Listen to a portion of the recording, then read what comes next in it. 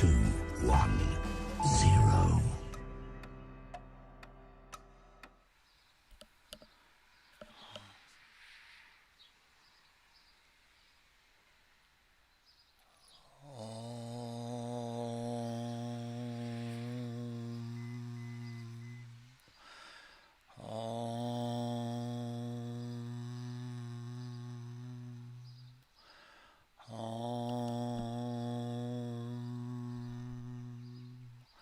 Om Shri Krishna Sharanam Mama.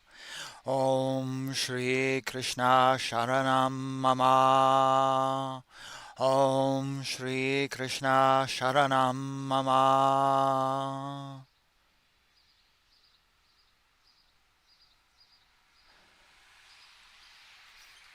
Jai Shri Krishna. Om Namo Narayana. Welcome back to another show. Today we're doing a reaction to Amma Sri Karunamayi. I may have mispronounced her name. I've actually never heard it said before, so sorry. Also, I do not know who Amma is. Before I go any further, this is not Amma the Hugging Saint. This is a different Amma, so don't get that confused. I've seen it happen in blogs. People talk about Sri Karunamayi, and I got a hug from her. No, you didn't. Or maybe you did, but probably not. This is a different Amma. So I don't know who this Amma is. I literally found this website listing gurus of all shapes and forms. And I just cut and pasted it into some notes I had, and that was it. Some people I knew, some people I didn't. And I decided, after the reaction videos we've done so far, I wanted to go to Bharat. I wanted to go to someone native to Bharat, maybe a little bit more tied in with the culture. We've done this already with a Swami from the Ramakrishna tradition, but I was looking for someone from a different tradition. I've had really good luck with the women that I've talked about on this channel, Mother Meera and Santosha Tantra. I don't know if that means anything. The men, other than Rudrananda, I've been iffy on. Probably just coincidence, but it was a thought. And I just pulled this name out, and I found a couple videos that we're going to react to. I haven't Wikipedia'd her. I haven't done anything. I know nothing about her. I've never investigated her in the past. All I've ever known is that there was more than one woman going by the name Amma. And the Hugging Saint I've seen a few times, and I know who she is, and I've read one of her books. But this Amma is new to me. So this is probably the first reaction video where I truly don't know anything. So I have two videos we're going to watch today, and then a third one we're going to watch on another episode, maybe next week. It's like 40 minutes long, and I just decided not to sit here for that long of time like I've been doing. And from the title of that other episode, it looked like I might have some issues. I won't give you any hints, but she says some things according to the title that, I'm already questioning. I'm already iffy on. So we're going to set that aside, and then the two videos today we're just going to watch and react to, and I hope you'll join me for both episodes. So let's now do some rearranging of the house here to get to the proper place. There we go. So these two videos both come off of the same YouTube page. It's called Sojourns, and I chose them because they don't seem to be Amma's organization. They seem to be a follower or devotee or someone who's interested in her, and thus somewhat of an outsider. Yes and no, but it's not like a video made by the organization like we did for Keith Raniere. That video, the videos we saw of him were all made by the organization. Also, these two things are interviews with her. It looks like just one-on-one. I just kind of clicked really briefly to make sure she was speaking English. So I liked that aspect of it too. Nothing fancy, really simple, just talking. I think it's a really great way of getting to know a guru and their teaching, or at least like when I was looking at John DeRuiter. I found that when he was being interviewed, it was a little bit of a different experience than when he was sitting and pontificating in a satsang type situation. He didn't know what he'd be asking. Everything was off the cuff, and I liked that. And I liked it when I saw Mother Mira's interviews. It was very interesting to see how she responded to things. So that's why I chose these two talks. And yeah, let's dive in. If you wish to put thoughts into the comment window, be my guest, but I'm not looking at the comment window. I'm watching the video and I don't have the comments up, so I won't be responding, but feel free, I'll respond afterwards. So let's dive in just to the first one here. Links down below as always. And yeah, let's do this. Amma's most beloved sweet children, I love you from the bottom of my heart. So Tedson is asking a question. Today, lot of misery, pain, sorrow in the world, and in the 21st century, commotions and unrest and so many nature calamities and lot of problems are. So I'm noticing that I'm only getting this through one headset. So if you're hearing this poorly, my apologies. It's the video, it's nothing else. I tweaked the video volume, as you see, just a little bit, so maybe that will help. I don't know how you're hearing it. Maybe it's too loud for you, and I have no idea until afterwards the balance of my voice and that and whatever, so my apologies. But if you're finding it's a little odd, it's the video. And yeah. Unbelievable sorrows in the world. Ekadasa Rudras, there are 11 Rudras are there. These 11 Rudras are angry right now. That is only the reason we are going to do a special universal peace special program in Atlanta. So she's talking about the 11 Rudras, R-U-D-R-A-S, if you didn't understand her accent. So these are the 11 Rudras as mentioned in the Vedas that we really don't get to see referenced in modern neo-Hinduism, for lack of a better term, quite that often. I feel like in the West, at least, it's Krishna, Ganesha, dancing Shiva, Kali's really popular. And Radha comes up too, and that's kind of it. Yeah, for me in the West, that's what I see most. And then Rama gets talked about. Hanuman, of course, because, animals are cute. But the 11 Rudras, I mentioned this on another show, seem to have been somewhat forgotten about, or at least in the West, they don't come up on our radar. They're not something I think a lot of people are really familiar with. Kind of like we are not really that familiar with Agni and totally blanking now. Agni and Varuna and other Vedic gods that actually at one point in time had way more dominance than they do now. So if you ever say that Hinduism has never changed, it's exactly the same, you are not actually speaking historically correct. There has been dramatic changes. The focus has changed. Today, Krishna is really big, but at one point, he really wasn't. It was more common to hear people talk about the 11 Rudras. You see them referenced all the time in the Upanishads, and you don't see Krishna reference. So she's talking about something that's Vedic, it's traditional. Her audience is probably familiar with it. If you're not, Wikipedia. Just a little side comment in case you didn't know what she was talking about. But so you may have to do a little extra research to figure out what she's saying. From May 1st to 11th, this is called Atirudram. Atirudram means, Rudra means He who is the eradicator of the sorrow. And he who is the eradicator of the root of sorrow is called Rudra. So that's why this Atirudram is approximately some thousands of times the recitation of the special Vedic hymns chanted by all the Vedic people, chanting by the people, and so this is going to give a lot of peace, rest to the entire world. You also are aware of the people who are in this world today who are seemingly no longer bothered with pain or misery or suffering. They are on a profound spiritual path.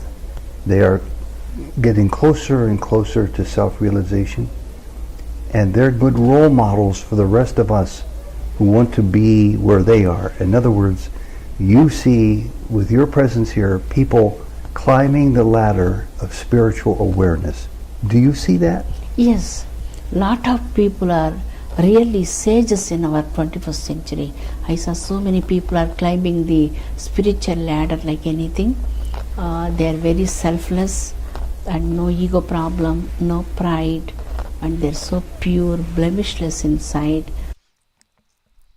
So she says no ego problem, no pride. Take note of that. If you're climbing the spiritual ladder and you have pride, you may not be as high up on the rungs as you think you are. If you have an ego problem, you may not be as high up as you think you are. I've said this many times on this show. You can't get very high when your ego is doing the climbing, or your pride is, or wanting to show off to others, or be a poser. You're really not that high up. It's interesting she would say that.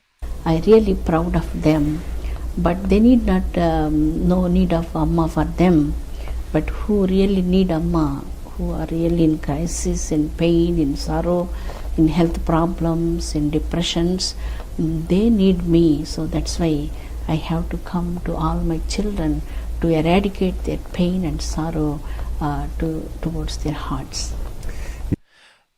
I believe she is considered an avatar or a divine being of some sort. So she's speaking here, I think, more than just as a teacher who's visiting her students and devotees, but she's speaking as a divine being. I might be wrong on this. The little bit I've seen is kind of making me think that that's how she is perceived, or that's what she said, or whatever. I don't know. I'm just saying, for a context to understand this, I think that's what we need to view her through, as the lens of an avatar, or a type of avatar or something. I don't know, so I'm just using that word. Your love is so abundant, it's so apparent. We saw that in action today with a woman who was profoundly sorrowful. She was in very deep pain. She was considering the ultimate action of life, and your words to her just communicated your energy, your light, and your love. And all of us in the room felt it, not just that one woman. She clearly felt it. She walked away wiping her eyes, and I could see that she was better. So it leads me to a very important question. We see your photographs. Some of us see you on videotape when we look at soul journeys and on the internet. Some of us see films of Amma Sri Karunamayi. How much better is it if we are given the chance to be in your physical presence than to just see your image on a photograph? How much better? Tetson, I am all pervading. I'm not just a physical existence. If you call I already told you, no, before say Ma, I will be with them. Okay, I'll take care of my babies like anything. So she is some sort of avatar. So it's good to be able to see you, but it's also better to be aware that you're always available, 24/7. Yes. Doctors have calls, sometimes midnight calls, but Amma is always on call. So this is actually the same thing I heard said by Adi Da Samraj, who called himself an avatar, and you could contact him and reach out to him anywhere, anytime. So based on my experience, then I will assume that she does see herself and is considered some sort of avatar or incarnation or something. In the comments below, you can validate this. Like I said, I don't know. I'm just trying to provide some context so we are on the same page as we listen to her. I'm not even saying whether it's true or whether it's not or anything. I'm holding back judgment, just giving context. Uh, Young people today are growing up way too fast, all over the world, especially here in America, often without ever giving a single thought to spirituality. How can we change this? How can this be changed for the better, to make children wake up to the realization of who they really are? Actually, this is not correct. Some children are very spiritual also. Some children have spiritual background, and some children have by birth spiritual background. Sometimes parents are also not spiritual, but children are very spiritual. I saw so many places all over the world. Children born with spiritual background in their previous lifetimes background. So they need a good leadership. They need a definite aim in front of them. How to lead the life, how to lead good values. Values are important in the life. So they need to have these divine values, speaking truth, working hard nature, and also noble behaviors, and all the things. They have to focus on more education and service and love also. So they need to guide all these things. It have to become in the schools also. The schools also do the orientation for the students, and also some spiritual people have to guide all these students. I already doing that. Where I like how she corrected the guy, because I was thinking I wasn't too much in agreement with his sentence. First of all, he goes, "Kids are growing up too fast." A lot of us would say they're not growing up at all. And then he goes, "Well, they're not spiritual," but she goes, "No, some are." I liked how she didn't jump on his generic overview, broad statement. She didn't agree or disagree. She goes, "No, no." Well, actually, she did disagree. She goes, "No, I see some." And interesting response. I like that. wherever we are going, in the colleges, in the universities, everywhere we are doing to the students. And Saraswati Diksha, millions of people are oriented by myself. But I love students very much. Definitely they are going to be do good things in future. Well, they always say that the young people today are the future for this world, and it's encouraging to hear you say that there are many young people who are on a spiritual path, who have spiritual curiosity. Yes. And one quick question about karma when it comes to young people and old people. We carry it from lifetime to lifetime, but as we burn off karma in this lifetime, some of it has to do with the previous lifetimes. Does that mean destiny means that we're going to be brought back to a better lifetime the next time when people, or can they make it worse for themselves depending on their behavior this lifetime? This lifetime, if they burn lot of karma with their good activities, they will get more better life than what they got right now. Good. So they can look forward to each progressive lifetime. Yes, being a better life. More progress comes in life. More spiritual progress, better life externally also. External circumstances like father, mother, friends, everybody also going to be more spiritual oriented people, soft nature people around them. Is this true, though? You know, she says you burn off the karma, you get better and better.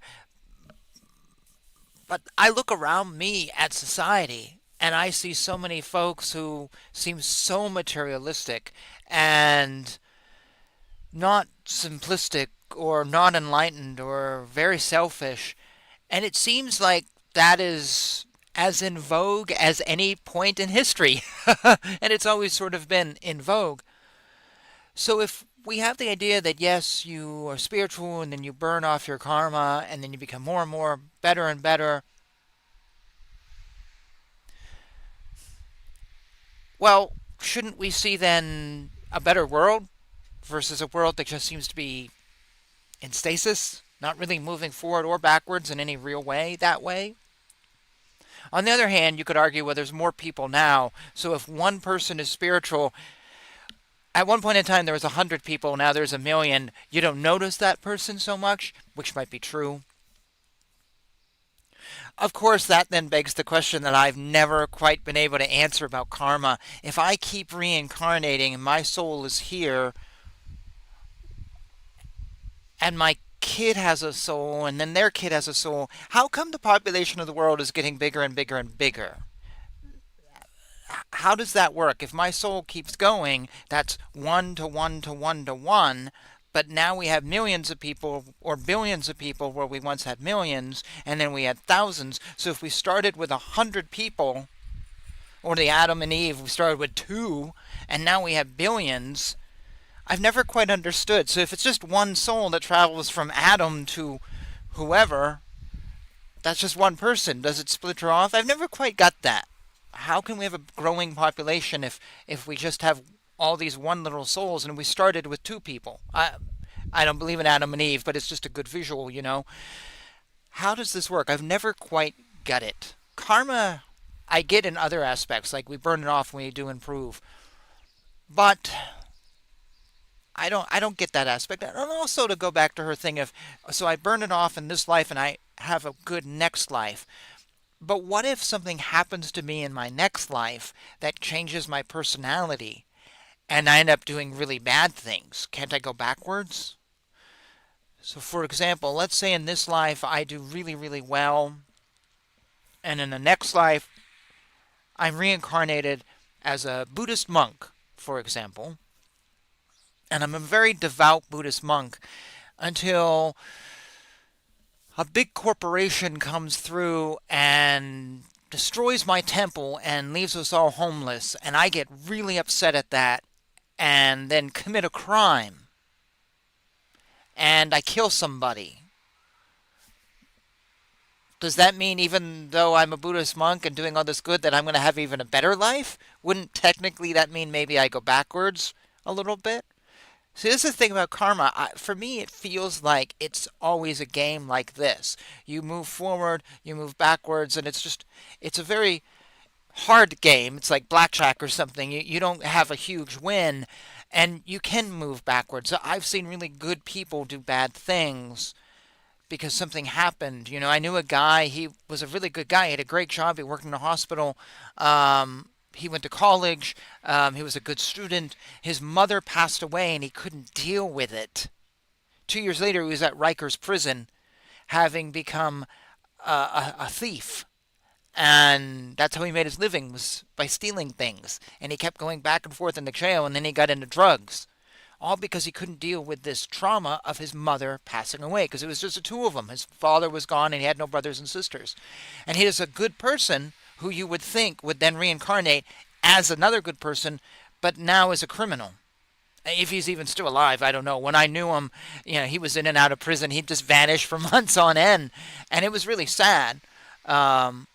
So how does, I don't know. Karma's an interesting thing. And I'm not saying she's wrong. I just think the answer is really complicated, and there's all these little nuances that I've just never gotten a straight answer to.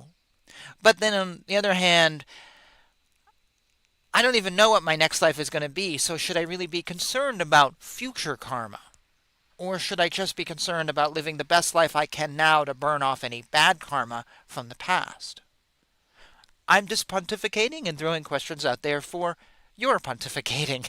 Feel free to comment below and let's keep going. And you give us so many examples of how people can speed up their spiritual progress in this lifetime with seva, with puja, with prayer, with meditation, with all sorts of approaches, repeating the name of God.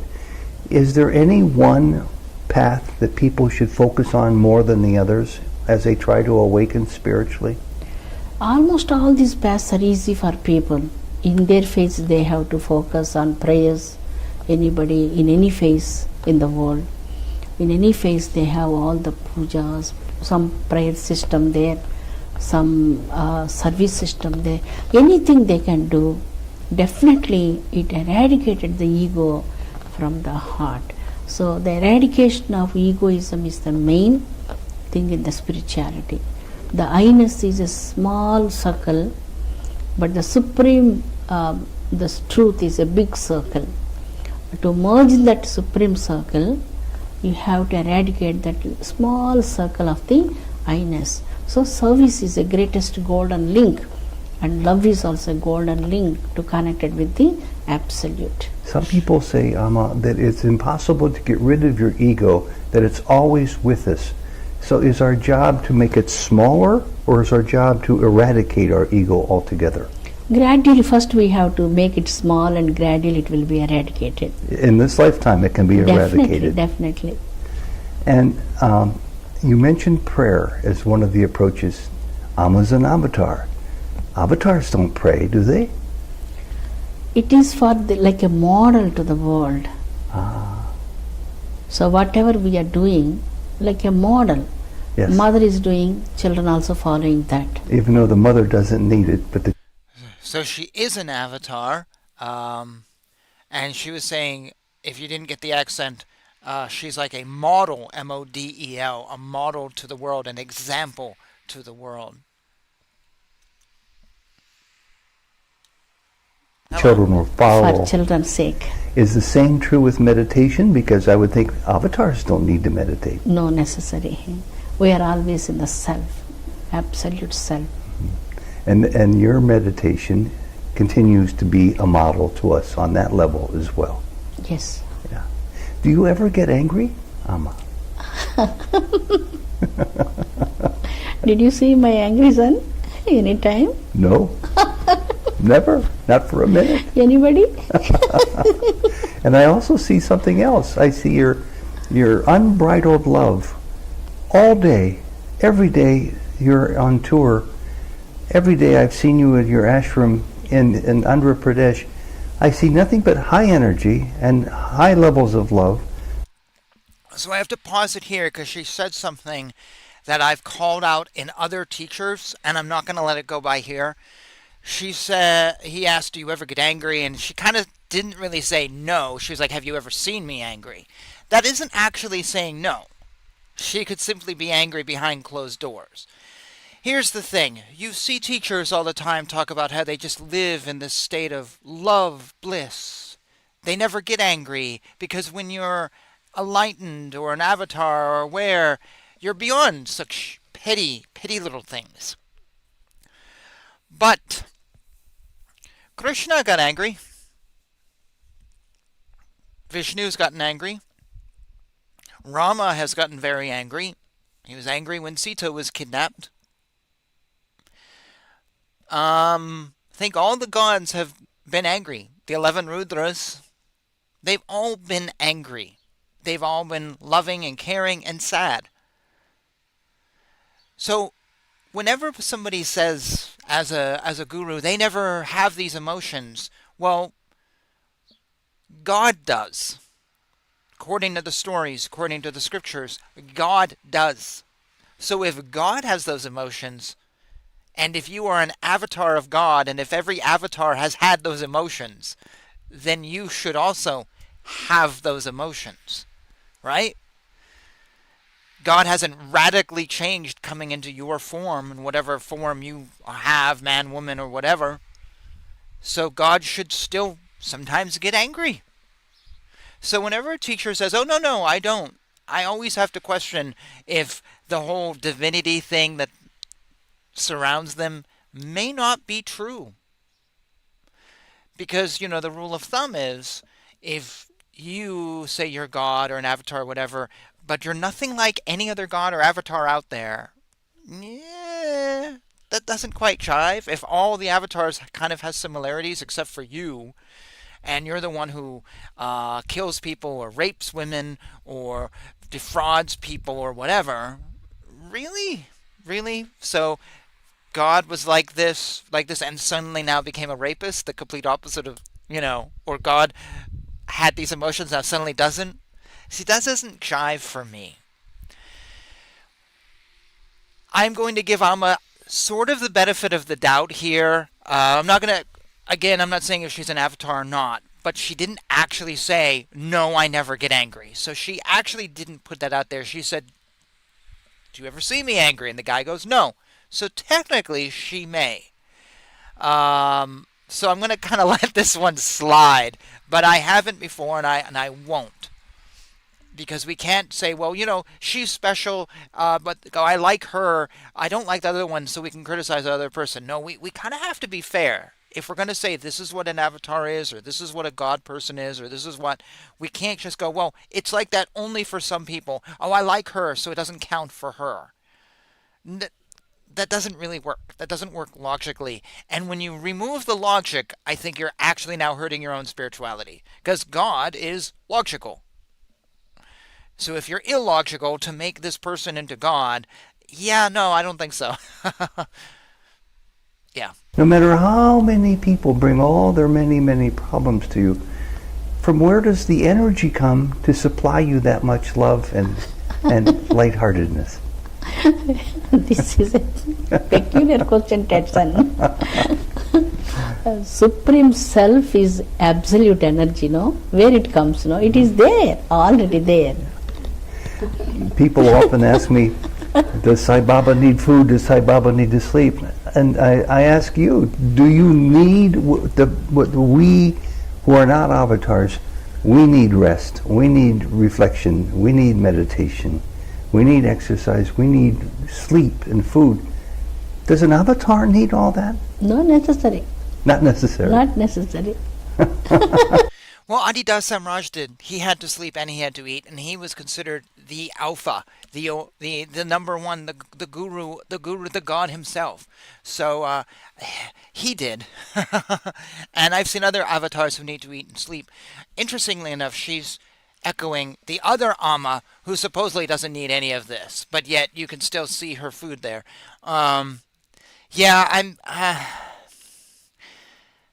If she doesn't need sleep and eating, then I guess she just does it as an example to us. So we can all see, oh, she's eating, I'll eat. That doesn't really work because we have to eat. And we'll eat whether she's an example or not. Yeah, I'm going to hold off before. I don't know what words I'm wanting to say, so I'm going to hold off. And how many years are you going to be with us on this earth? You could be here as long as you wish, I know. 500 years? 200 years? 200 years. Why is she laughing? She's an avatar. She can do it. How many years I have to be here? Forever? Forever. Where can I go? I am all pervading. Jody, I know you have a question. And I'm going to give you the microphone. Just read it. Interesting, she didn't answer. She let the person answer for her. Just double it. Amma, it's obvious to us that we have vast amounts of learning ahead of us. How can we get encouragement and maintain consistent enthusiasm without being discouraged? How do we know we're on the right track? Devotion melts all these things like anything. Have devotion, and pure devotion, 100% devotion.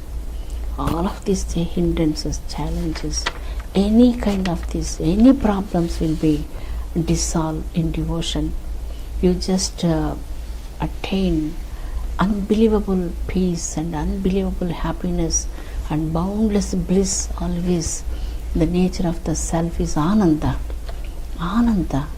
Your nature of self is Ananda. You have to experience Ananda. I want to see the total world, all of our people, always with Ananda, not with sorrow, not with sadness, not with depression. I don't like to see any of my children in this world with these kind of pains. I want to see always all of you with Ananda only. And Amma, when you say devotion, I interpret that to mean the more I focus on my love for you and Baba, Satya Sai Baba. the more I try to be like you and Baba, think like you and Baba, the more I try to let you in and through me, Is that devotion? Yes. Thank you. You have the devotion of many people, a tiny handful of workers who work endlessly for you, Amma. They're always present with you when you come on tour to the United States. There's one beautiful person who's with us right now, who's on tour with you. She works very hard, and she has a question. Shalini wants to know, and she's been wanting to know the answer to this question for several years. She wants to know, what do you see when you look at us? Do you see our past and future as well as our Maya bodies, or do you see more than that? Shalini. Wow, that's an interesting question. Wow. Did I get that question right, Shalini? Actually, what I would like to know, Amma, is because you see all of us and you see also our oneness, which we are not aware of. When you look at us, do you see like a sea of gold and colors and like a oneness that also appears to your eyes? Yes. I see all of you are like only the light. Like lantern, inside what is there in the lantern? Light is there. I'm not saying seeing the external bodies of you. So not seeing Ted, not seeing Jody, not seeing Shalini, but the light. So this is actually what Adi Da Samraj used to say. All is light, and he sees the light. All it's just reflections of light and levels of light and oneness. And he used to say the same thing. He used to just see this light that none of us could perceive. Interesting. I to draw parallels between her and him. It's just very interesting. It's the first time I think I've done this in this context. Yeah. The Atman, Brahman. And what about the negativity we bring to that light sometimes? Okay, negativity is there. That is the play of God. So that's why negativity, positivity. Without negativity, there is no value for positivity. So it's required. Yeah, both are there in this. That is world. That's the Maya of this world. And why do you call the negativity the play of God? It doesn't seem to work that way. But you say it's the play of God when we have negativity in ourselves. This will be gradual. God gave you greatest boon of the intellect. The intellect is the greatest wealth than any wealth of the world. So with that intellect, you have to conquer. In the 1 year, entire year, we have to study 10th grade, 11th grade, like that. So they have to study the examination. You have to get the first grade in examinations. So how he is working, he have to work with his intellect. He have to use his mind and make it sharp and focus on education. He have to finish his education, get good rank in the education. Similarly, in this world there is good and bad things are there in front of you. You must not focus on the good activities, doing harm to people, speaking bad words, giving hard time to people, burning the houses, doing black magic, not kind of these things, no. This is not noble. People have to do good things only. So this is the Maya people sometimes, because of the attitudes of the previous lifetimes, they enter into these levels, and finally they will gradually growing in spiritual levels, and finally come to the sattvic nature. Through the sattvic nature, they have to climb more steps and finally attain the supreme goal of realization. So it is a large journey. It's a long journey. Long, billions lifetimes journey. And in that journey often comes periods of darkness and lightness, joy and pain. And Amma, you say you will take care of everything. I've heard you tell people that over and over again. You've told me and you've told Jody that. I'm sure you've told Shalini that. But then people sometimes become hurt or sick, or they lose their job and they lose their faith, or their faith weakens a little bit. How can they understand that you are still there taking care of them, even when their faith falls from the 7th floor to the 1st floor? It never happened like that. If you miss the job, next immediately you will get another job. So if you get sick because of the previous lifetimes of some karma, then you will come out from the sickness and you will get abundance of happiness and you will get healing. Everything, son. It is you never. The true devotee never miss the faith on God. So life is like a puzzle, like a game, and Yes. we have to figure it out, don't Yes. we? And so many people are so distracted because of their busy lives. They don't have time, they think, to figure it out. They don't have time for seva because they're working 2 jobs, sometimes 3 jobs, providing for their families, and they're always worried that they're going to be evicted from their homes or won't have enough money for food. How can these people help themselves more spiritually, who in a very real sense don't have extra time between sleeping and working to provide for their families? I know very few people who work 3 jobs. This guy's questions to me feel very naive on one hand, and then on the other hand feel like he sits in front of the news, because what he's talking about, I could literally think of, well, Alexandria Ocasio-Cortez has said that people have 3 jobs, and they're all working 3 jobs, and they're going to be evicted any day. My law firm that I am on staff at, we do evictions. We don't do that many because people are not being evicted every day. And I know a lot of folks in my 40s like me, and you know, we're lower middle class, or we're less than that, and we're struggling. And yeah, it's not. No, I don't agree with that statement. And then he said earlier how kids are all, you know, they're growing up too fast. This sounds to me like he watches, I don't know, too much CNN or something. I'm a little iffy on his questions. Some of them have been really good, but a few of them, actually, no, the good question was from the woman. Some people, if physically they are not doing spiritual activities, but their hearts are so good, they are very pious and so sweet and gentle, that they are doing selfless service to the world. Service is also a yoga to attain salvation. So jobs can be service. Job is, it's not like a job, no? Job is like a duty, is like puja. Duty That's is like true. a It can be. tapas. Lot of people, I saw people in our world doing any their duties.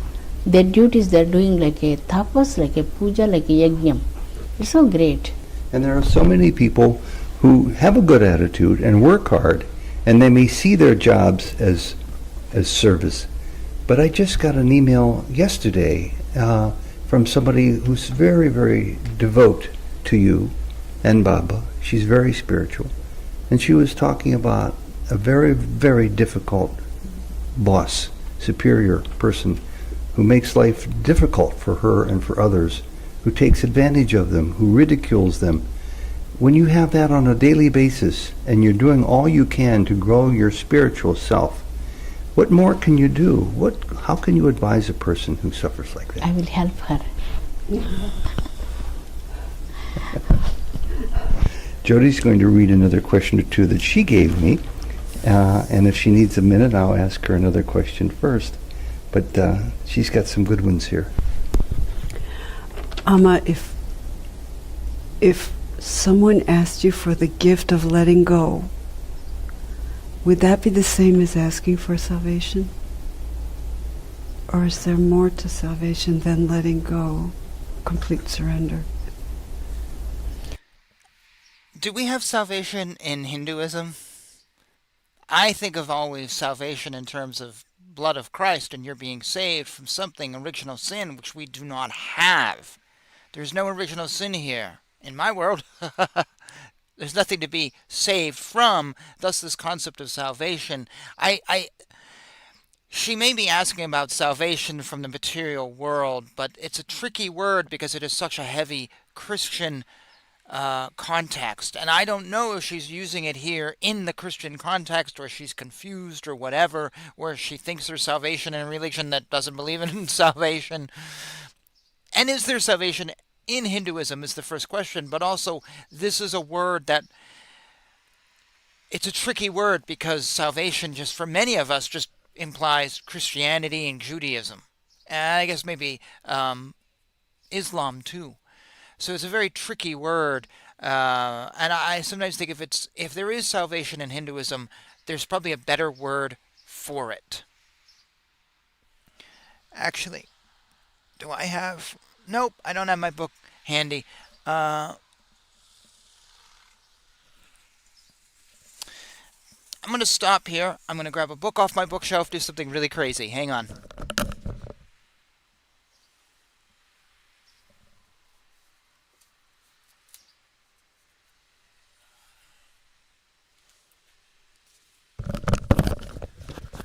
So this is a highly recommended book.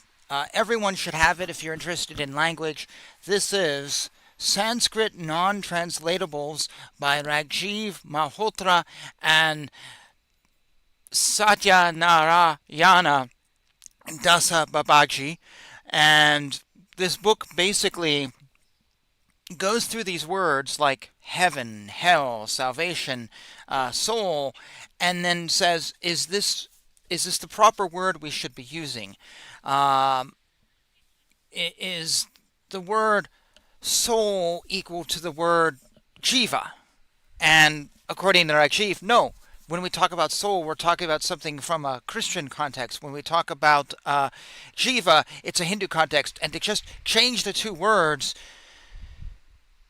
if I say soul, we'll have all one idea that comes to our head, but it won't be actually a proper interpretation of what the jiva is. So we can't just switch words around. Oh, heaven, hell, angel. Oh, you're a saint, you're an angel. When an angel has a very distinctive role in Christianity, and there are really no angels in Hinduism. They're not one of the creatures mentioned in the Srimad Bhagavatam that have been created.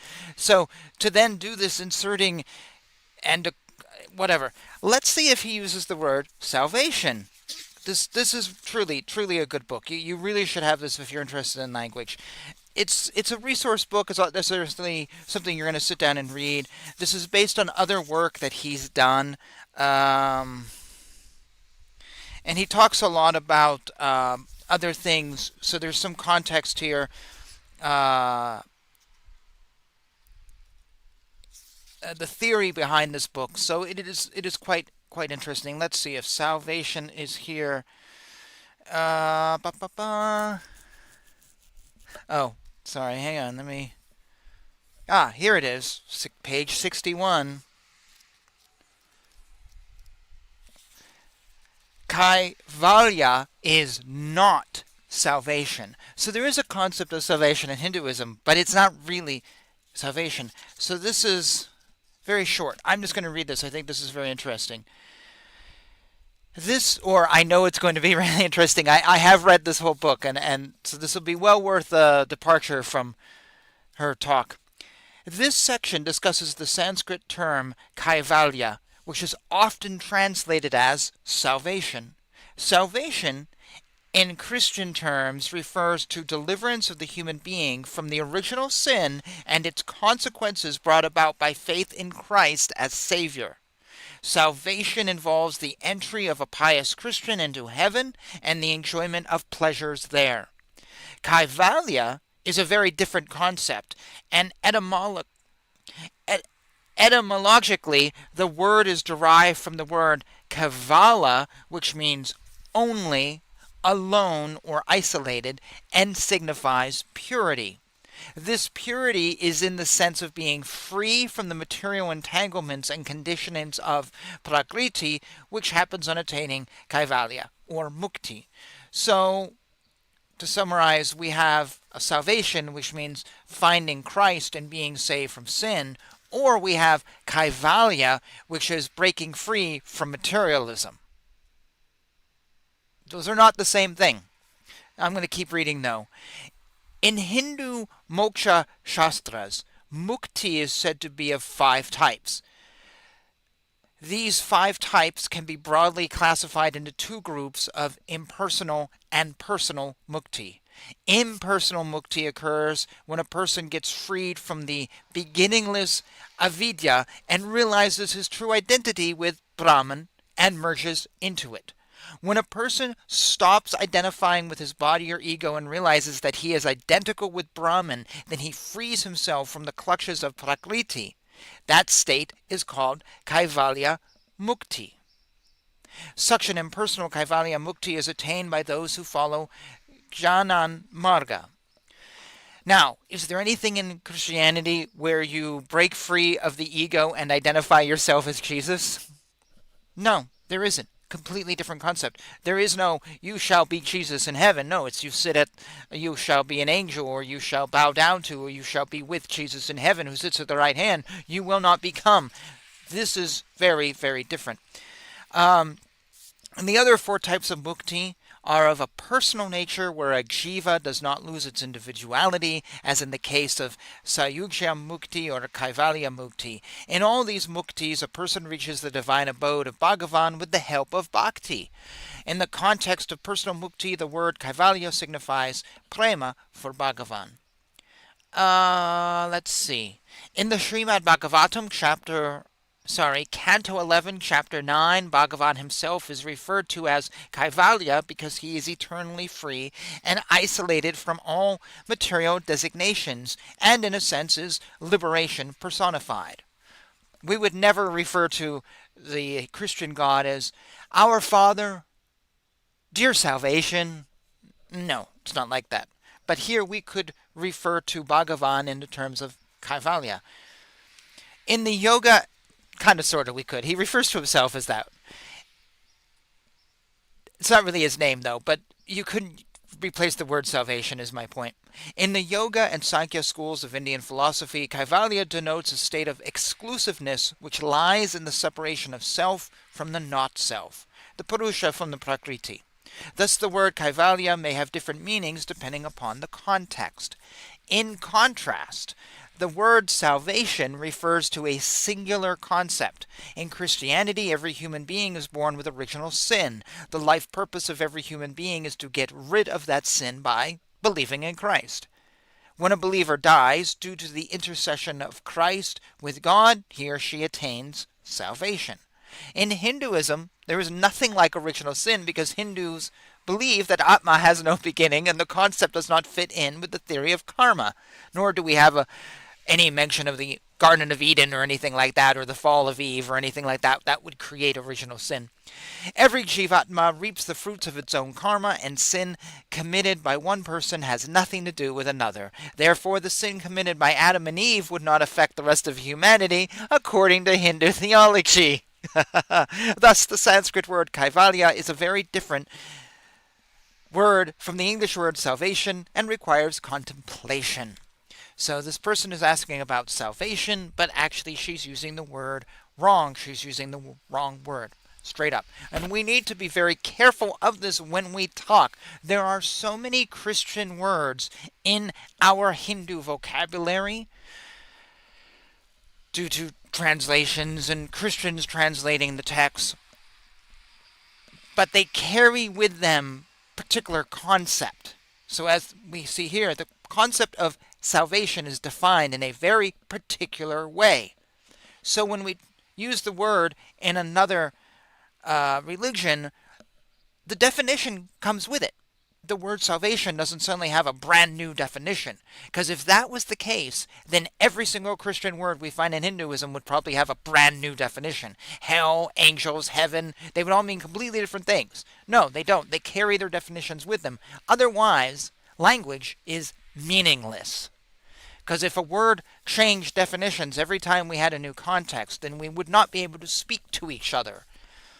So we have to be very careful of this. This is an issue I talk about. There's no real clear solution, but maybe we could use the word Kaivalya.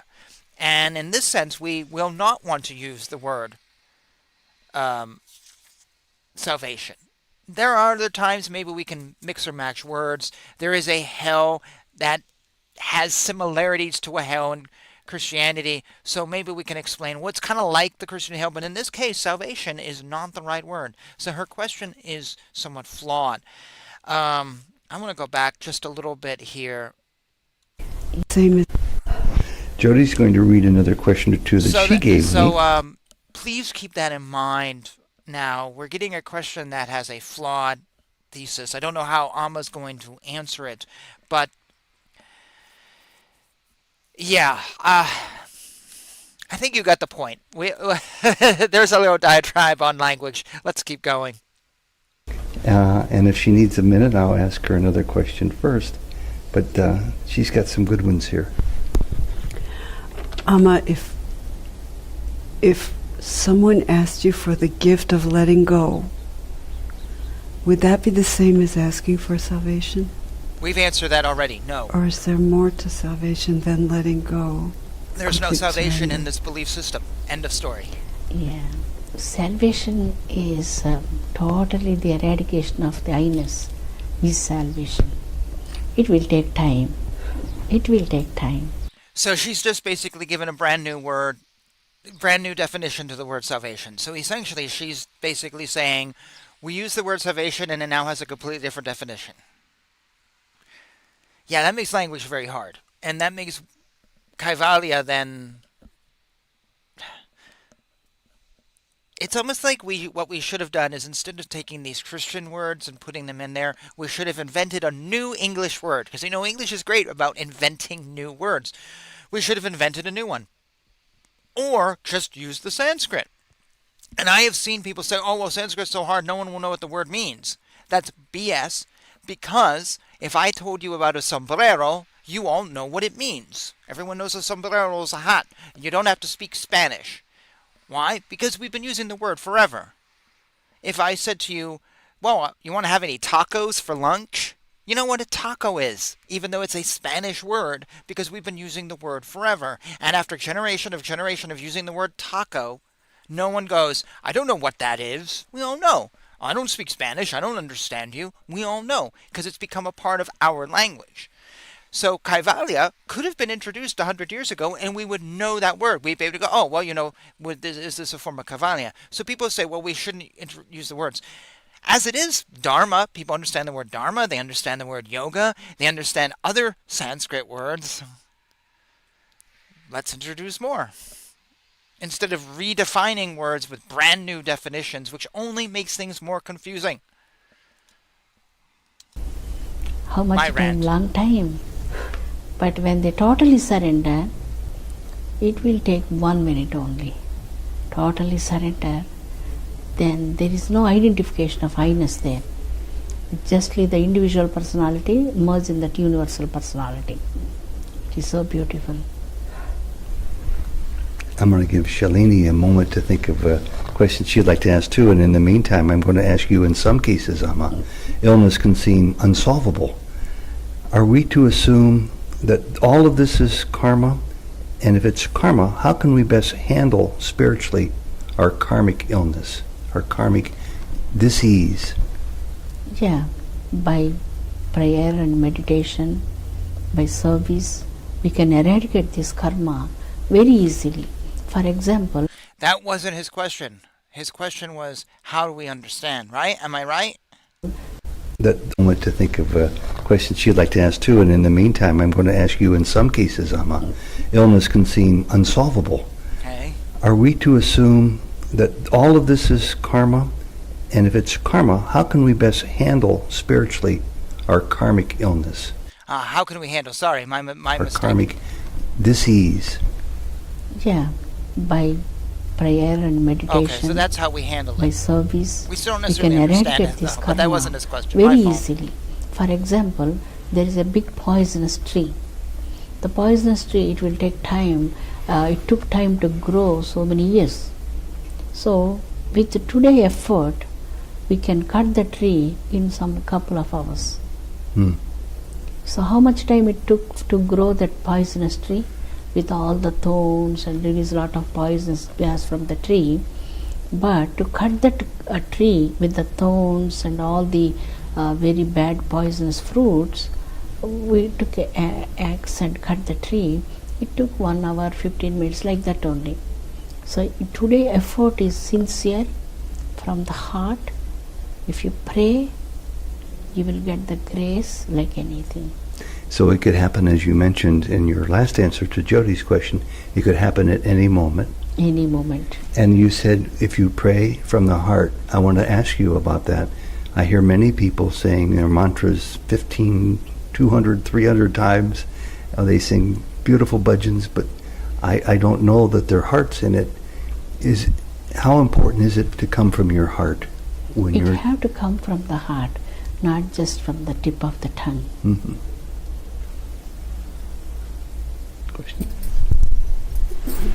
Shalini has another question. Amma, this is a question that has been with me since last year, and is, I lost a really dear sister. I lost her physical presence because she's still in my heart and she's still with me, and she left her body. What I've been thinking is, do we have any can we change the time of our passing with different kind of action, or when it's our time to go, doesn't matter what we do, we still go? Or we can affect the moment, can it change?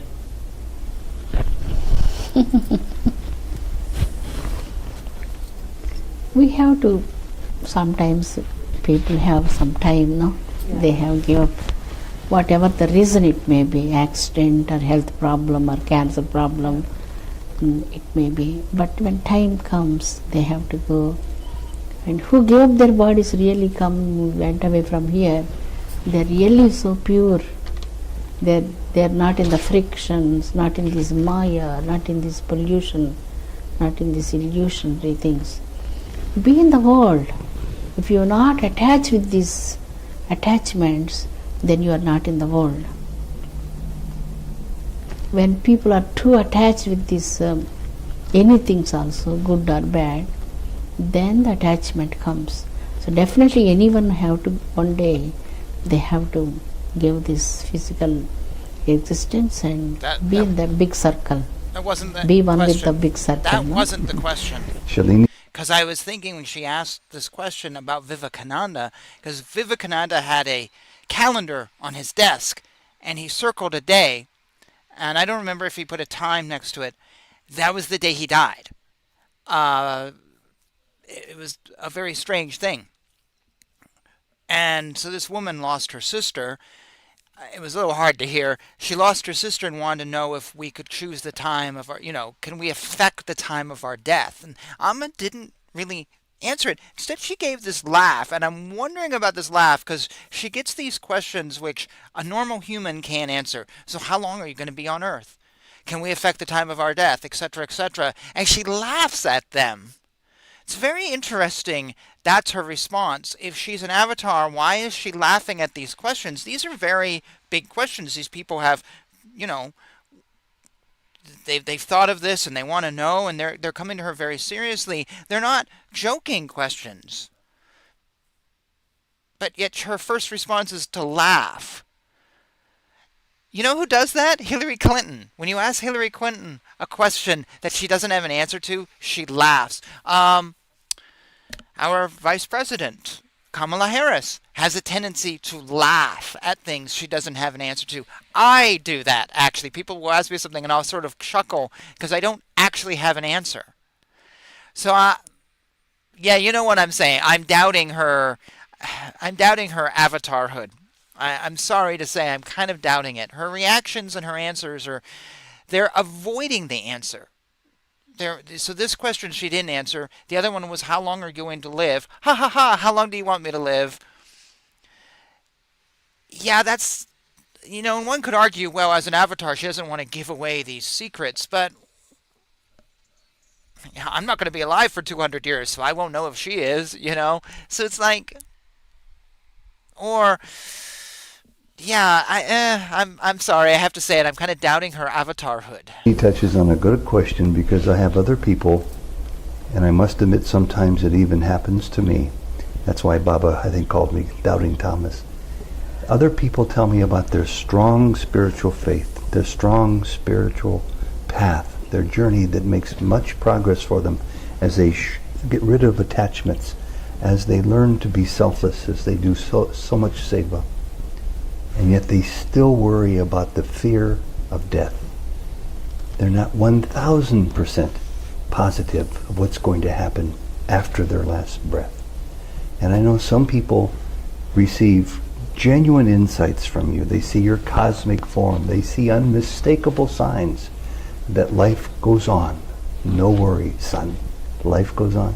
What can you say to the people who have not had those reinforcements that life is eternal, who are very good people, very spiritual people, but still have a little fear of death? You have fear, son?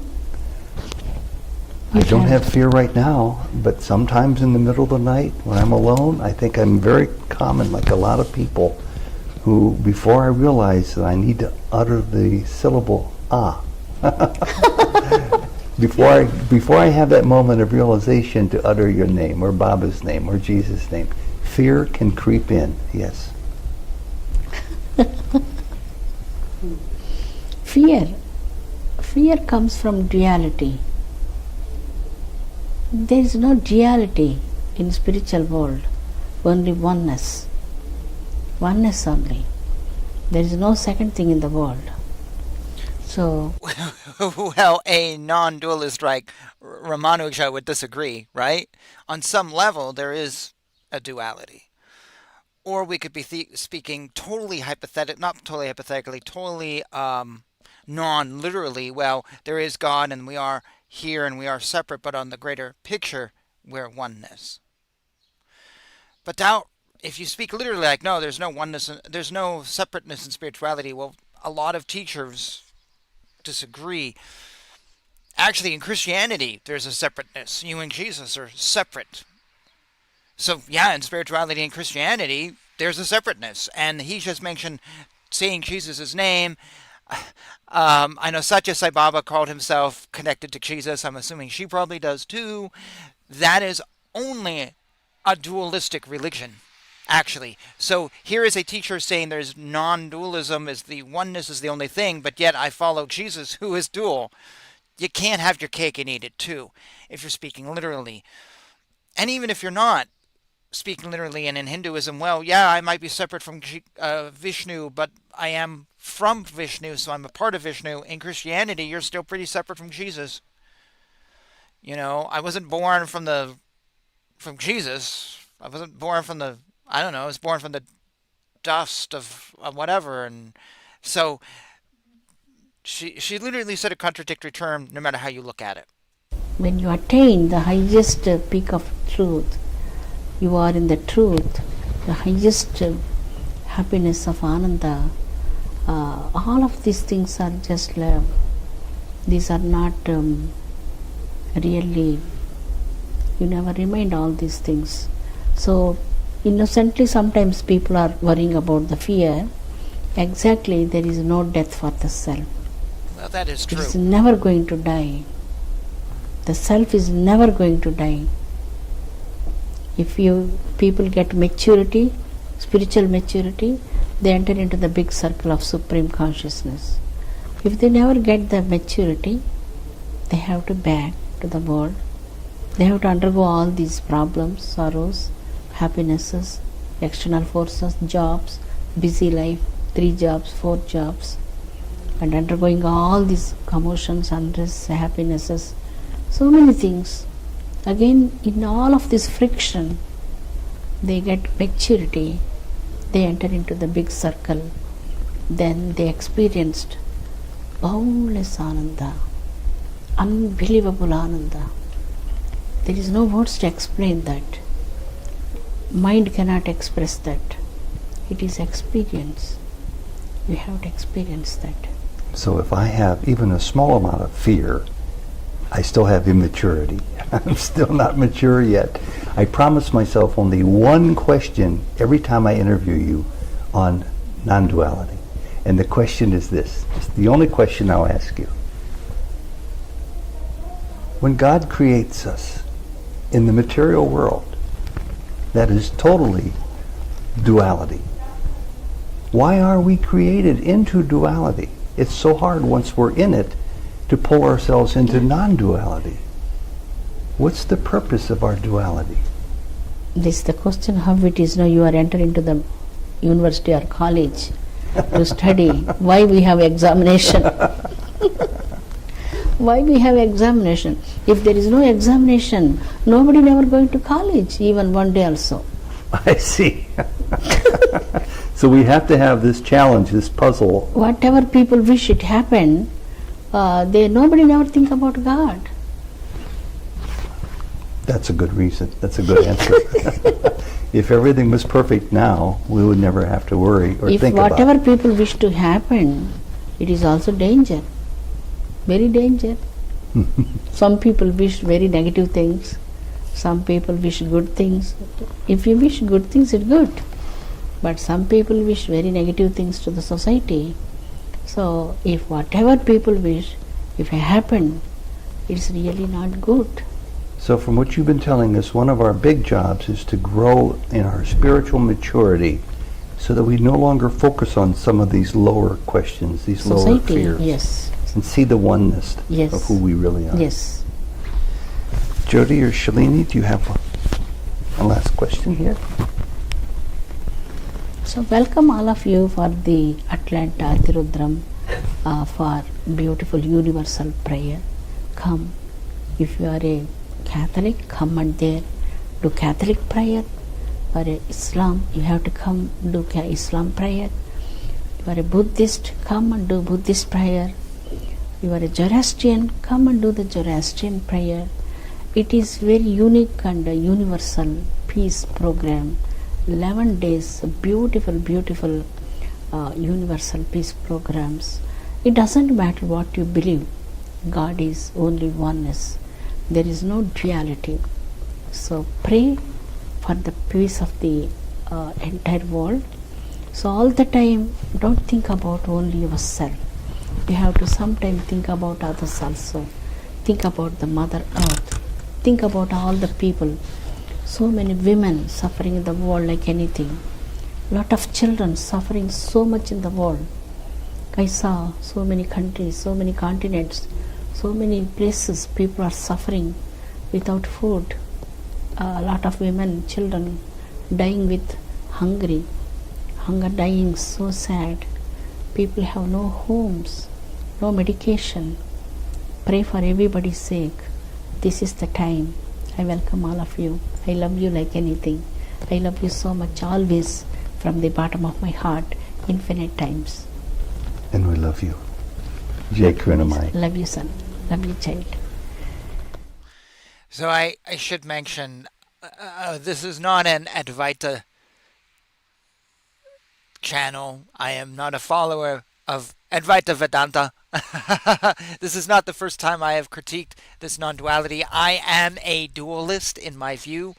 I ally myself with Ramanuja and his tradition, influenced by Swaminarayan, maybe influenced on some level by Sri Chaitanya too, though I'm not a member of ISKCON and never have been. But I don't follow the Advaita direction. I have. When I was with Adi Da Samraj, he is clearly Advaita Vedanta.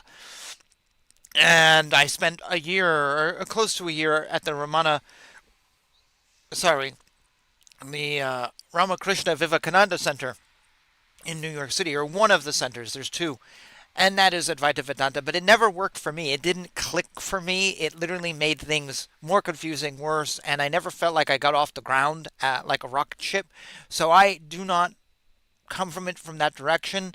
Thus my disagreements with her that you may be hitting and going, wow, that makes total sense. It's fine.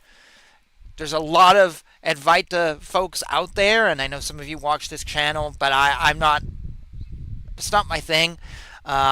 So I guess my takeaway would be, if you disagree with me, that's fine. It won't be the first time. But I would challenge you to think about your view and think about Advaita, or think about things. So even if you disagree with me, don't forget to question and contemplate, and could always be asking questions. That's sort of my number one thing to everyone, is always ask questions of yourself, of society, of your beliefs. Don't ever just take your beliefs and go with them. Ask yourself, well, okay, I believe in this. Now why? Or can I explain that? Or does it reverberate? Don't ever take anything for granted. For me, that's how you grow, by asking yourself questions and like, oh, I believe in this, or do I not believe, or kind of sort of, and it can be shocking, but you'll grow. So while you may disagree with me, use what I'm saying as a way to question and learn, and maybe you'll end up in the exact same place that you started in, and that's totally fine. It's sort of like the Ramana Maharshi, who am I, self-inquiry thing. I do encourage that. So if you don't get anything from what I'm saying, then maybe at least you can take away that idea. So we have another video. We're going to go into it. It's a little bit shorter. What 18 is minutes. true prosperity for an individual? Contentment is the true prosperity. Devotion is the true prosperity. Peace inside is the true prosperity. I have to do for my children. That's why I'm here in the world. I have no works in the world. Only I want to be the subservient for my beautiful children. Who is the real Christian? He who have true compassion, kindness. God is truth. God is absolute. God is your supreme self. God is absolutely consciousness. There is no duality. He who believes this, all of these fundamental things, is a real Christian. Welcome to Sojourn, Christian, who and cares to the what a city real of Christian is? Phoenix for this, our Sojourn's 8th annual interview with India's Amma Sri This is 2 years Karunamayi. later. This interview was recorded early It's a nice on room. Easter Sunday morning, March 27th, 2016, in Phoenix, Arizona. I love you so much, children. Little soldiers, Amma's blessings for all of you.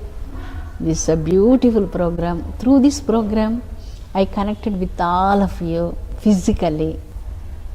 Internally, I connected with you like anything. I am your soul mother. Soul mother. You have your biological mothers, but soul mother, very special. I am your soul mother. Very special Easter blessings for all of you. Once again, my sweet children, I love you like anything from the bottom of my heart. My heartfelt love to my son, Teddyson, and my Jodi child. They are so sweet, very kind.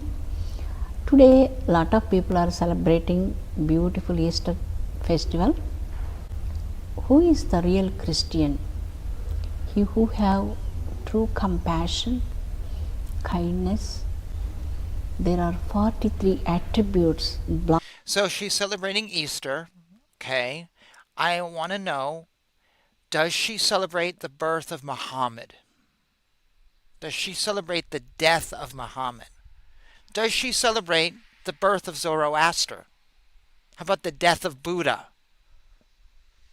Does she celebrate Mary Baker Eddy of the Christian Science Church? Does she celebrate the bringing of earth to the Holy Scripture, the Book of Mormon? Probably not.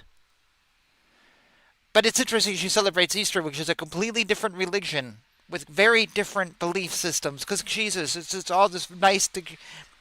Please, people, find one path. Because if you bring in Jesus and you bring in Hinduism, well, why not bring in the Quran? Because technically, according to the Muslims, Jesus is not the last prophet. The last prophet is Muhammad. So why are you ignoring the last prophet? Technically, according to the Christian Science Church, Mary Baker Eddy is the last prophet. Why are you ignoring? Technically, A Course for Miracles, so Marianne Williamson should be here. And also Buddha. Why don't you celebrate Buddha? He's actually Hindu. Yeah, this is a problem for me when you start doing the Jesus Hindu thing. It's not right. It is bringing two religions together. And again, why aren't you celebrating other religions? And it dates back to the Christian missionaries. It's a way of converting people, and it's a way of confusing them theologically. As I said in the previous video, Jesus is very dualistic. So to talk about a non-dualism when you have Jesus literally means you're having a cake and a pie, and it's the exact same thing and the same thing, but you can't. You either have a cake or you have a pie. You can't have a cake pie, and that's what you're trying to do. Awesome in human heart. And it doesn't matter if matter Jesus is a whatever they good believe. guy. Everybody believe God only. God is truth. God is absolute. God is your supreme self. God is absolutely consciousness. There is no duality. Yeah, He I'm who leaving the believes duality this- comments alone. all of these fundamental things is a real Christian. A big component of spirituality which But a Christian doesn't believe those things. This is the catch. So a real Christian is someone who has Hindu beliefs, is essentially what she's saying. That's a real Christian, is someone who doesn't believe in Christianity. That's literally what she just said. A real Christian is someone who doesn't believe in Christianity. you talk about over and over again, a gazillion times, is meditation. However, when people have difficulty meditating, Amma, how can they get close to you? It doesn't matter. There are 4 paths. Already before our interviews also we discuss about this. Bhakti, lot of Shakti in Bhakti. Truth can change anything. Faith can bring lot of fortunes to people. So have love towards God. You already trusted so much Baba Garu. So go ahead, proceed in your path. You will attain higher levels and you will attain moksha also in this lifetime. Speaking about the paths, which you have talked about previously, a question. You say meditation, love, helping others, giving up desires are all these paths that are most important. Is there one of these paths most important of all? More important than the others? Love and serve. Love and serve? Sort of like love all, serve all. Yes. Love So and bhakti? serve. Is that love Jody for has God a question or about love for guidance. humans? She says the voices of desires and fear in our own heads can often seem like guidance about what we should do. But how can we recognize your guidance for us Good question. and not just our head guidance? Today, because of the so much speed of the world, people undergoing so much mental pressure. The speed was so swift. We have to reduce the speed of lifestyle, and then people have to be a little bit quiet and calm and slow down. This is very important. And then go to insight, God, godly consciousness. Then definitely all of these commotions unrest will be subside automatically. Otherwise anxiety and the stress and everything is cause for so much health problems, and lot of acids are oozing in the body and they are so restless because of this hormone imbalance. That wasn't his question. He was asking about the differentiation between her voice and, one's head voice. She's talking about finding clarity, but she's not really getting to the answer. So is she saying once we have clarity that then we don't have our voice going on? We always have our voice. An internal monologue is normal. I've heard some people say it's not. I assume it is because I have one. I did a show on this recently, 2 podcasts ago. I talk about an example. I give 2 stories from my life of hearing God's voice and knowing God's voice versus just voices in our head. Check that out. I'll put a link down below to that later when I plug in the chapters for this, or you can just go back 2 episodes on whatever forum you're viewing this show on. But she's not answering the question. She's done this before. There's a close connection to slowing down called surrender, and I know you've talked about this. But the question is, how would one person begin to learn about the concept called surrender? It is such a big endeavor that one does not know where to begin. What do you begin to surrender first? When you see infant children, they are completely surrendered to their mother. They never ask anything, mother. Mother have to completely her responsible towards the baby. This is the true devotion, what we have to say. Surrender means completely without any expectation, how this infant in the mother's hand. So you need not ask anything me, no? You need not come with a card and ask me, Mother, can you help, and Mother, can you do this? You need not ask at all. Without asking anything, I have to do for you. This is my responsibility. So that definitely without expecting anything, I have to do for my children. That's why I'm here in the world. I have no works in the world. Only I want to be the subservient for my beautiful children. Like how mother is taking care of the infant, I have to take care of you, like all of you, like that only. Dealing with others, when dealing with others' actions, the actions of other people, how can one person know when to accept or when to object to somebody's actions if they don't agree with them? In other words, when to say yes or when to say no to another person? This is lack of maturity. Maturity only. It takes some time. We cannot put some pressure on them.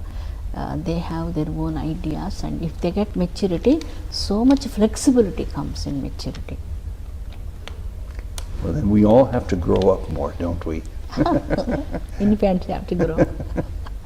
Yesterday and always, during your retreats especially, I've noticed, you talk about different remedies, and you talk about natural, from the earth remedies, herbs, different substances that help us grow and help us calm our tendencies if they get a little too exaggerated. About the tendency called fear, which I think is universal for most people, could you possibly give us a medicine prescription to offset fears as you give prescriptions for other ailments? It's a beautiful question. It's Jyoti's question. Yeah, beautiful question, Jyoti. Bhagavad Gita starts with fear. Arjun have fear. He just throw all his weapons and he don't like to do the war. I'm suffering with fear, and he told all the things. And Baba, Krishna taught fearlessness. Fearlessness. Bhagavad Gita essence comes in the beginning itself. Fearlessness. Today our world is, because of the duality, people have fear. If they have the experience of the consciousness, that's a higher level. We cannot expect everybody have to grow to that higher level. But today's society is completely with a lot of disasters in the society. People miss the trust, and people are deceiving each other. Because of this Kali Yuga pollution, all the things are happened. But we have beautiful, beautiful souls in the world. We cannot say everybody is with negativity, because lack of maturity, these things are happened in the world. So that's why this fearlessness, because of spirituality, brings fearlessness to the heart. So quietness and serenity, all the things automatically comes by your devotion, little bit of true spirituality. Yeah, I think I've heard about 5 or 6 times in the last 5 minutes you use the word maturity, and Jyoti has a question about that.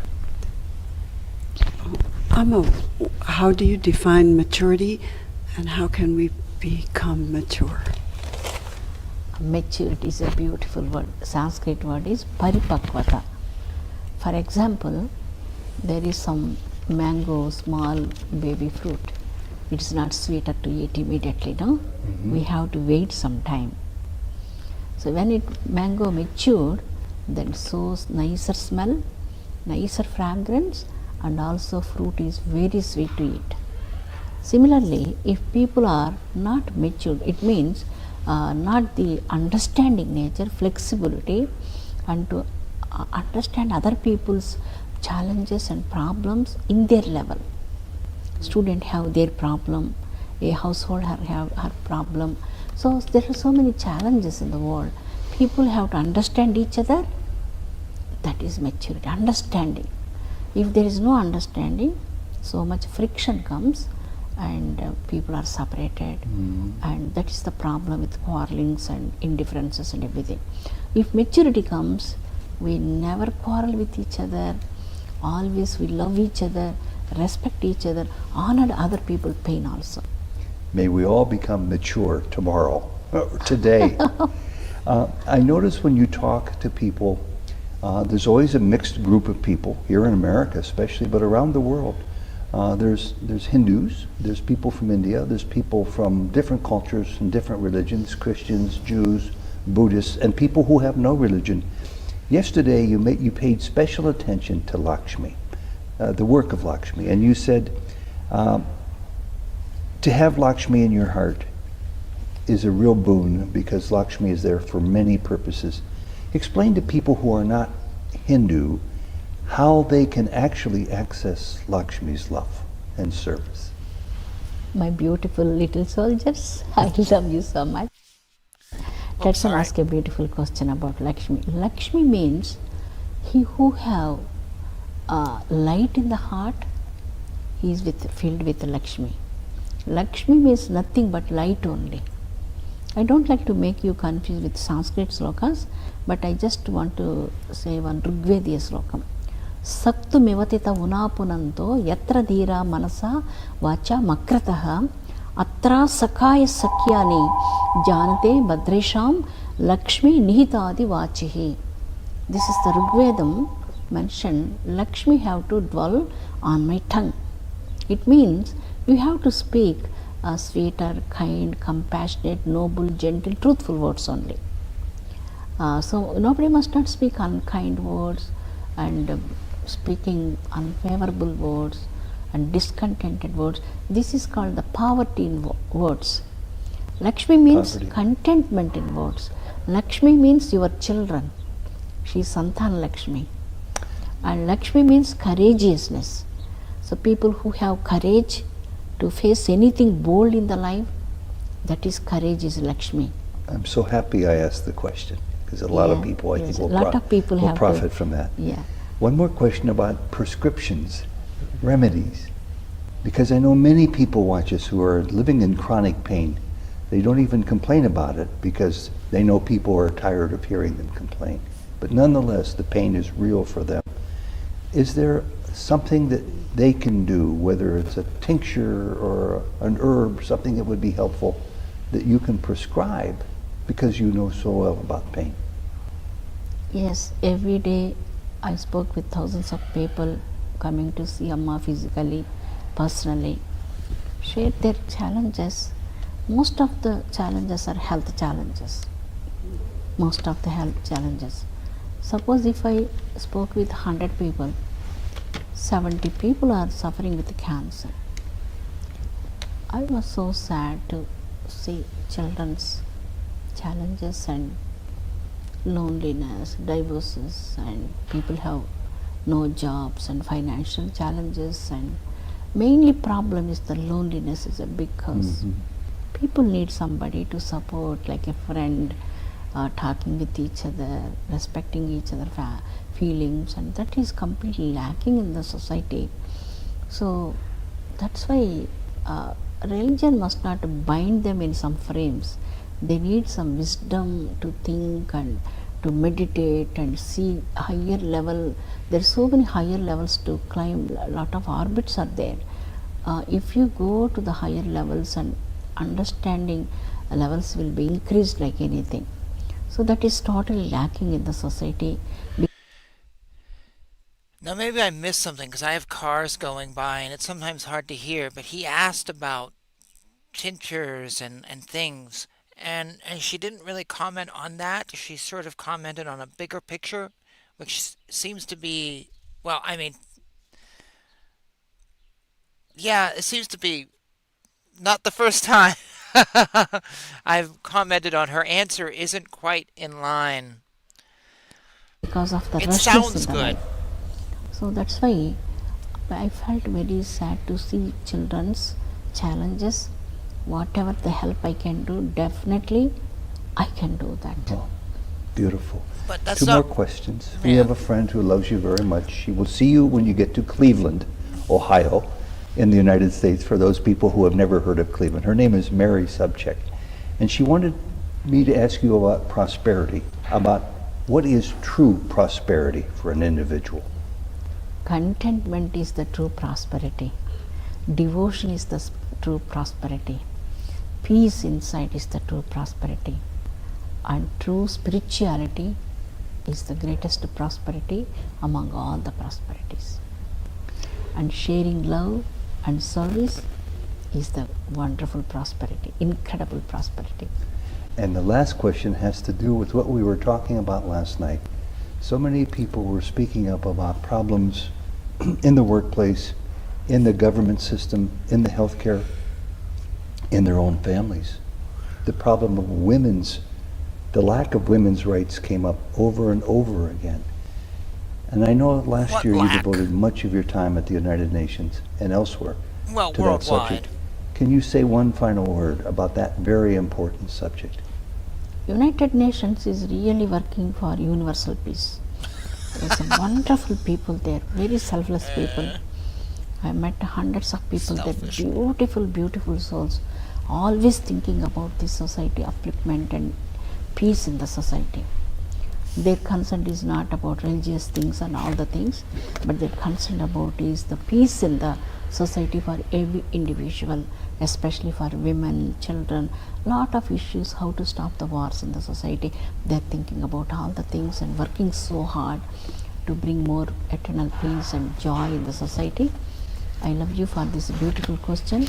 My expectations also for every individual have to have peace. How to get that in the mundane life? There are so many challenges for all of you. Just surrender to Baba.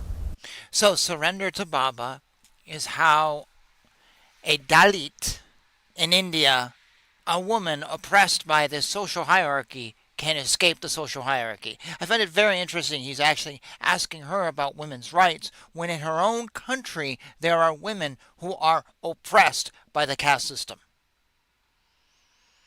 Doesn't say a word about that.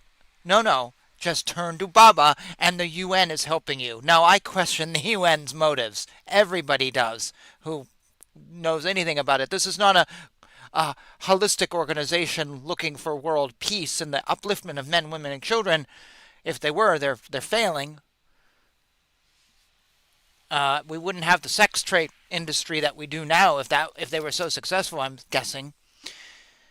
But yeah, why don't you talk about India? Speak about your own country. That would, to me, be great. I had an Indian once say to me, well, what are you doing about racism? And my response was, well, tell me about your country first. I'm sorry, it's just, if you can't speak about yourself and you treat yourself as, well, we don't have any problems where I live, your answer to me is a little bit then off. Come down to earth. Stop speaking in theoreticals. Speak about real issues. That goes so much further in my world. Speak about those women who are oppressed in your country. And your answer of just pray to Baba, pray to Satya Sai Baba, and you'll be fine. Well, okay. Let me tell that to a woman in Israel right now against Hamas. I know you're Jewish, but if you only prayed to Satya Sai Baba. Let me see what her response is. Pray God. That is the only way to attain happiness, peace and eternal joy, and share your love with all people around you and give your service without expecting any fruits. I love you so much. And we can't leave you without your final blessing to all of us. My beautiful little soldiers, babies, I love you like anything. My heartfelt love to all of my people, infinite times. I love you like anything. Amma is always expecting your prosperity, good health. I don't like to listen any more health problems from anybody. I want to see healthy society, peaceful society, and lot of progress in the society, your prosperity, your children's good health, their bright future, their education, your grandchildren, everybody have to have the great future. This is Amma's special blessings on this Easter Sunday for all of you. I love you like anything. Thank you so much. Thank you, Amma. Thank you, Jacob.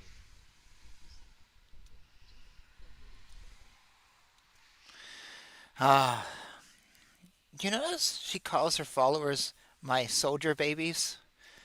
Why would you call someone a soldier? That means they are basically following you blindly. They do whatever you say. They are subservient to you. A soldier is someone who will fight for you and die in the trenches. They're paid to do that. They're not paid to think for themselves. Soldiers are not asked to contemplate the enemy. they're paid to fight and die. Why would you want to call your followers someone? That's very creepy to me. Uh, Poor choice in words. Babies, fine, okay. I mean, Lady Gaga has her little monsters, but there's a context to that. The Kiss Army, but it's a joke. But yeah, my soldier babies. Means no. Um, so that was very interesting. I would have to say she is a devout and knowledgeable Hindu woman who knows traditional Vedic Hinduism, is very good on life things. She gave a lot of great advice on life stuff. When she talks Advaita Vedanta, no, I can't agree with her. And I think that actually is a confusing thing. Because it's confusing because she then brings in the Christianity thing. And it there's conflicts here, and it all sounds good, but it really isn't when you dissect it. It's basically like trying to walk down two roads at the same time. Good luck. Good luck doing that.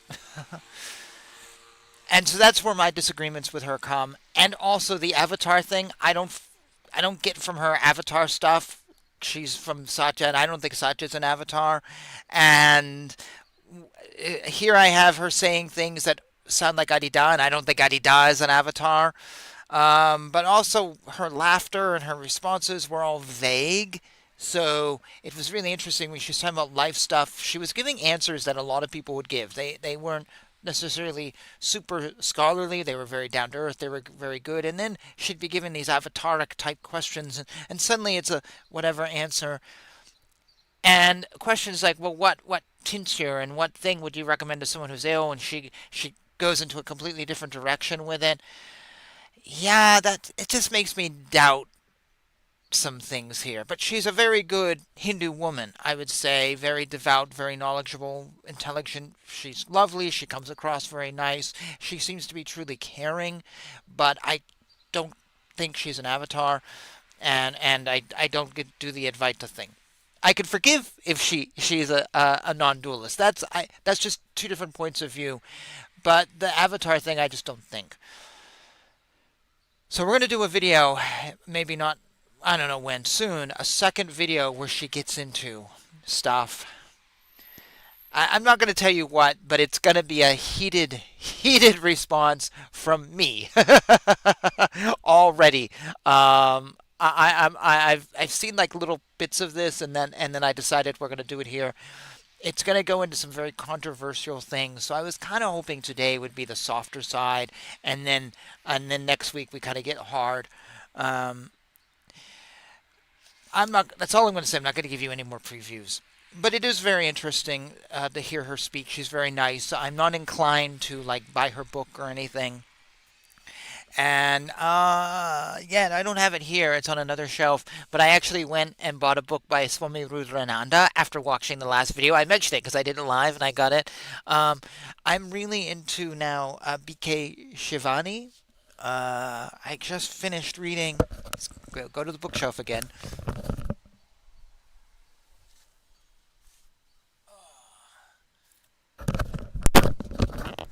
I bought, because I've been watching her on my own, and I just bought this and read the whole thing this past week when I was not doing a show.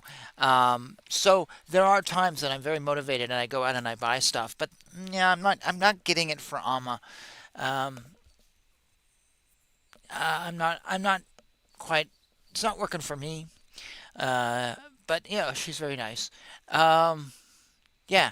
So I think that's all I got to say. We're just here. We're learning together. We're finding all these gurus. We're seeing how they talk and how they intermix, and that's why I talk about other gurus, to see how they relate and what they say, and the essence of it is also to collect all their wisdom. We're like getting all this wisdom too, and there's a lot of good stuff we're hearing. So yeah, she's not all bad. I just have two disagreements with her basically. Yeah. I think with that, I will end the show. Again, I am going to recommend this book to you, Sanskrit Non-Translatables, The Importance of Sanskritizing English. Highly recommended. I actually have numerous books by Rajiv. Let's see, one, two, three, four of them. Matter of fact, I like his stuff, but this one particularly I recommend to a wide audience. It is absolutely worth getting. It will boggle your mind and it won't leave you with perfect resolutions and you'll be like, ugh, but it'll give you a great understanding. And you can find this on Amazon and many book places. So check that out, Sanskrit Non-Translatables. I'll put a link below to where you can find it on Amazon here in the States, and you can use that to, look for it if you're not in the States on whatever book site you use.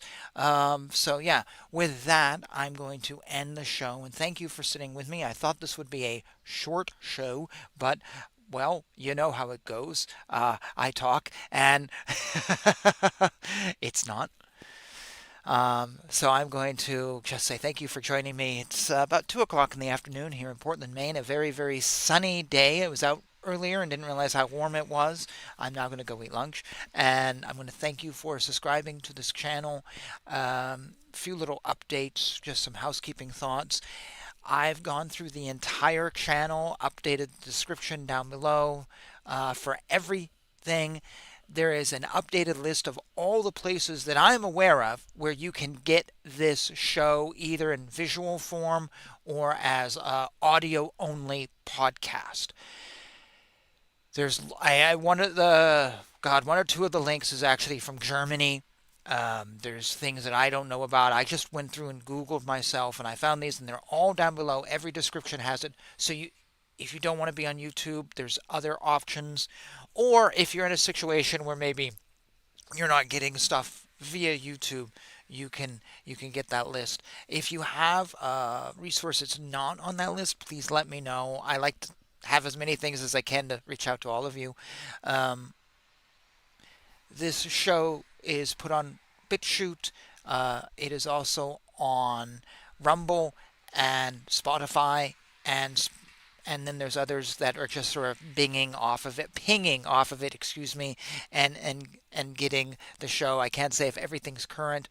Spotify distributes to a couple things, I know, but you can check that list down below. Also, if there are books that I recommend, I have now gone through and put in Amazon links to all the books. I used to just put the book up, but there are now links to the actual book. So if you're interested in something I talk about, this is not for my daily scripture stuff. It's for other things like the live show and other little videos I do.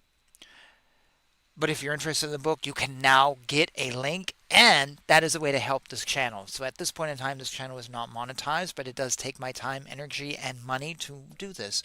And so if you go to the link and you're here in the States or you're ordering from Amazon domestically, it is part of the Amazon affiliate program. So I will get a small, a few pennies off of your purchase if you use that link. And it does help me, and I do appreciate it a lot.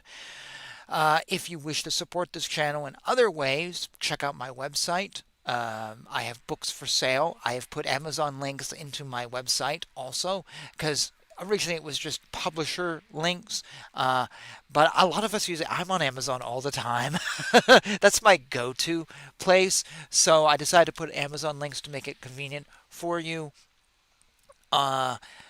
There is also a new thing I'm offering that is Buy Me a Coffee. You may have heard of this. It's sort of a competition site with Patreon, but it's offering one-time only contribution. You can contribute $4 or variations on $4 or whatever. Just a small little bit. It's just a way to say thank you. Maybe you don't want to buy one of my books. You're not interested, but hey, $4 is nothing. It means a lot to me. And I have that contribution. I also have a program set up so you can contribute $4 every month, and if you do it for an entire year, there's a little discount. And if you do that, I will list you as a sponsor on this show. I will recognize you for as long as you contribute as a sponsor. So it's a year for every show I do in the year, I'm going to give you recognition. And if you do a one-time only contribution, I will recognize you too. I don't have any perks or anything at this point that I'm offering so if you pay every month $4, you're going to get something. I haven't figured out what to do or if anyone's interested. There is also on Buy Me a Coffee some nice pictures that I put up for this channel, and then a music channel I do. But I also have books for sale. If you find something on my website that you want, I will autograph it if you buy it through Buy Me a Coffee. This is not for all my books. There's some financial things I got to work out. Costs of some stuff is more expensive than other stuff, and I have to get it from the publisher and then ship it on to you, and I want to include the shipping in that. So not all my books are available, but if you like something, you want an autographed it, you can get it through Buy Me a Coffee, or you can do a one-time only support. Just wanted to let you know about that. That's a brand new thing that I'm offering. Besides that, please subscribe. Absolutely. Subscriptions are very important to me. They mean a lot to me. And they actually help the channel grow because it gets my message out to others. Comment, though I really don't respond to that many comments anymore because I'm just so busy. But if you write me a personal email, I will get back to you. I'll try to respond in a personal manner. If we're having a conversation, things might not happen. I have a couple emails outstanding right now because I was at a marathon last week, and I also was sick for a day. But I will respond to any emails, good or bad. I will take the time to respond to you. Share is also a way. If you don't like the video, share it with others. If you like any of my videos, whatever. And yeah, those are the ways to support the channel. I don't really talk in depth this much all the time on how to support this, but I just felt it was time because I'd made these updates. And we all want to do this. If you're curious why I'm using Buy Me a Coffee and not Patreon, it's because Buy Me a Coffee allows you to submit $4 one time only, and that's it. Patreon wants you to do a regular thing, and I don't have anything to offer right now, and you may not want to do that. So I just thought, hey, if you want to just send me support, please, once only, that's fine. Whatever. I like that one better. So that's it. And yeah, I think that's all I want to say today. And I think it's lunchtime. As I broadcast this on June 1st, matter of fact. Thank you for joining me. Episode 106. We have many, many more to go. We're not stopping the show any point in time. And thank you as always. I wish you all the best in your spiritual search and your spiritual growth, wherever you may be. And with that, yeah. From my house to yours, Jai Shri Krishna. Om Namo Narayanaya.